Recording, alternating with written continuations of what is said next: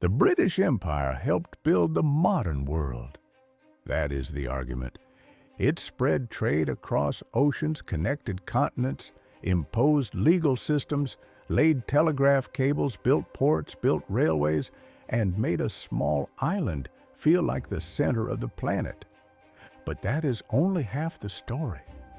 Because the same empire that spoke the language of order and progress also sold opium into China, extracted wealth from India, profited from slavery, compensated enslavers after abolition, and relied on colonized people to defend the very system that ruled them. So, what was the British Empire really? Was it the engine of the modern world? Or was it history's most successful looting operation with good branding? And maybe the most uncomfortable answer is this: it was both. That is why this question still refuses to die. Because the British Empire was not just powerful, it was formative. It shaped borders, markets, languages, institutions, and entire ideas of civilization. But shaping the world is not the same as morally justifying how you shaped it. And that is where the debate begins. The British Empire did not start as some grand civilizing mission. It began in many ways like a business, a company. The East India Company was founded to make money, not to uplift humanity. It traded spices, textiles, tea, and later became something much larger and much darker.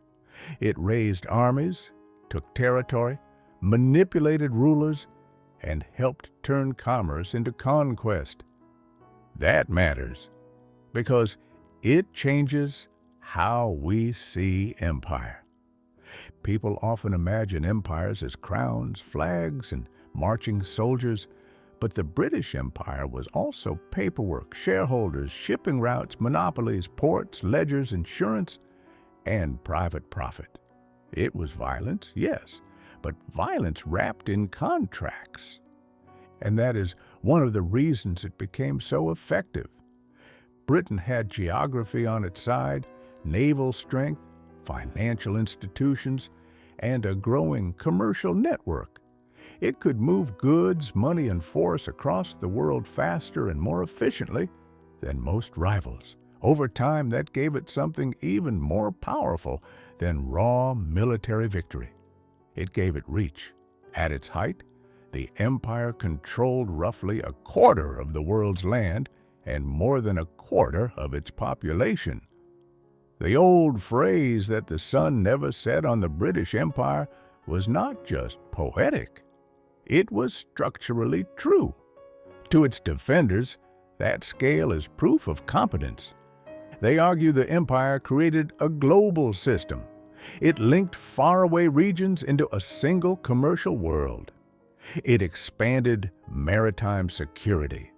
It spread the English language. It standardized administration and law. It laid infrastructure that many former colonies still use today.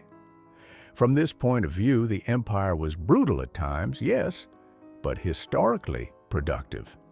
That is the strongest defense of empire. Not that it was kind, but that it was effective. And to be fair, that argument is not completely empty. Empires do build things. They always have. Roads, ports, forts, institutions, maps, tax systems, trade routes. Power loves infrastructure because infrastructure helps power move farther and last longer. But now comes the harder question. Who was that infrastructure really for? Take India, the crown jewel of the British Empire. One of the most common defenses of British rule in India is the railway system. You still hear it today. Britain gave India the railways. But that statement hides almost as much as it reveals. Yes, the railways were real. Yes, they changed the subcontinent. But they were not built as a gift. They were built to move troops faster, move raw materials faster, and connect inland production to imperial ports more efficiently. Even Britannica notes that the spread of railways accelerated the destruction of indigenous handicraft industries, because cheap manufactured goods from England could now flood inland markets and undercut local producers. So even one of the empire's proudest symbols becomes morally unstable the moment you ask a basic question. Was it development or was it extraction with steel tracks? And this is where the British Empire becomes so difficult to summarize. It often created systems that outlived it. But those systems were frequently designed around imperial needs first, not local freedom. That pattern appears again and again. In China, the British Empire did not simply participate in trade. It used opium to tilt trade in its favor. This is one of the least flattering facts in the imperial record, and one of the most important. The East India Company established a monopoly over opium cultivation in Bengal. That opium was sold illegally into China, and the profits helped finance Britain's purchases of Chinese tea, silk, and porcelain. In other words, one of Britain's most iconic national habits, tea drinking, was tied directly to a system that pushed addiction into another civilization for strategic commercial gain. Think about what that means. An empire that often described itself as disciplined, rational, and superior was helping sustain one of the most destructive narcotics trades of the 19th century because it made the trade balance work. That is not a side note. That is the empire revealing its real operating logic. Profit first, moral language second. And then there is slavery. This is where the argument becomes even more explosive, because many people know Britain abolished slavery in its empire in 1833. Fewer know what happened next. The British government paid £20 million in compensation to slave owners. Not to the enslaved, to the owners. That was an enormous sum, and the debt attached to that compensation was only fully paid off in 2015. Read that again in historical terms. A system built on forced labor ended, but the people financially protected in the process were the enslavers, while the formerly enslaved received nothing. So when people say the empire eventually corrected itself, the obvious response is this: corrected itself for whom? This is the central tension in the entire imperial story. The British Empire could speak in the language of law while protecting deeply unjust hierarchies. It could condemn one form of disorder while sustaining another. It could call itself civilized while making brutality look administrative. And that is why the empire still fascinates so many people. It was not cartoonishly evil. It was more dangerous than that. It was organized, efficient, literate, self-justifying. It made domination look like management. Now here is another uncomfortable truth most people underestimate. The British Empire did not even run itself on British manpower alone. It relied heavily on colonized people. This matters enormously because popular memory often imagines Britain as if it conquered and held the world by itself. That picture is false. The empire was held together by alliances, intermediaries, local elites, colonial bureaucrats, laborers, and soldiers from the very places Britain ruled. The clearest example is India. By the end of the Second World War, the British Indian Army had grown to around 2.5 million men. That is an astonishing number. It was one of the largest volunteer forces in history, and it played a major role in Britain's war effort. So here is the question that should make everyone uncomfortable. If an empire depends on the ruled to defend the machinery of rule, what exactly are we looking at? Pure domination, collaboration, survival, opportunity, coercion? The answer is not simple, and that is exactly why the comments on this topic always turn into a war zone. Because history here does not offer us a clean moral script. Some colonized people resisted the empire. Some served it.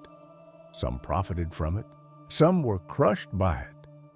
Most did not live inside neat ideological categories.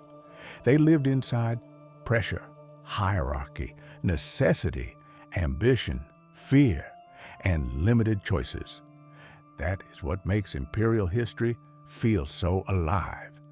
It is not a fairy tale about villains and heroes. It is a structure of power large enough to contain progress, hypocrisy, development, extraction, loyalty, violence, and self-interest all at once.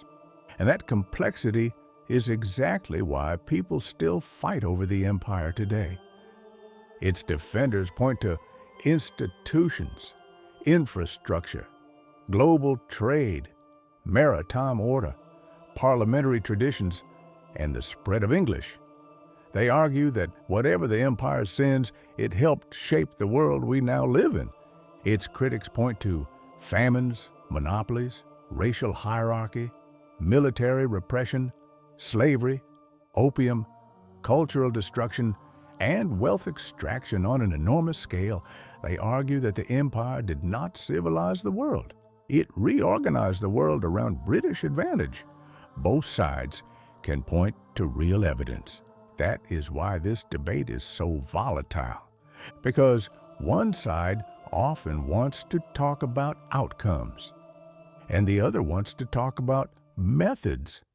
One asks, what did the empire leave behind? The other asks, what did it cost?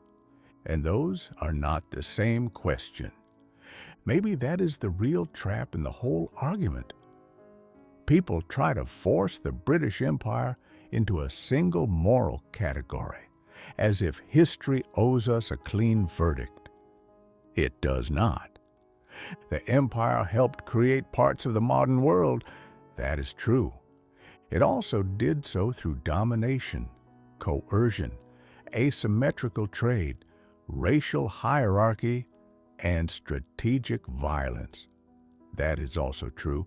So the real question is not whether the empire built things. Of course it did. Every empire builds. The real question is whether building something useful excuses the way it was built. If an empire lays railways that also deepen dependency, what do we call that? If it spreads trade by pushing narcotics into another society, what do we call that? If it abolishes slavery but compensates enslavers, what do we call that? If it shapes the modern world through both administration and extraction, what do we call that? Progress? Plunder? Civilization? Control? Maybe the British Empire was not one or the other. Maybe it was civilization with a body count, or theft with infrastructure. And that is why this argument still burns. Because once you strip away the romance, the pageantry, the uniforms, and the nostalgia, you're left with a question that is much bigger than Britain. Can power do lasting good through immoral means and still be remembered as good? Or does the method poison the achievement forever? That is not just a question about the British Empire.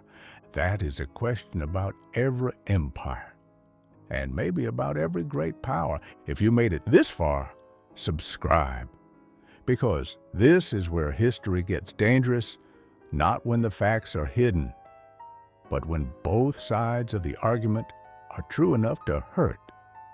And now I want your verdict. Did the British Empire leave behind more progress or more damage? Pick one and defend it.